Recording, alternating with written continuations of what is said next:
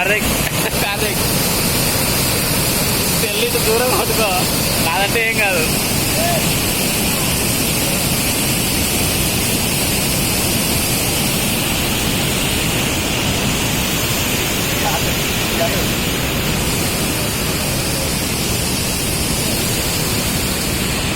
చూడకు చూస్తే కిందికి చూస్తా అంటే చెల్లి ఆడ కింద వేస్తానని భయం వేస్తుంది నాకు. వారిని ఈత వచ్చిన కొట్టలేము, ఈత కొట్టలేము. చూడు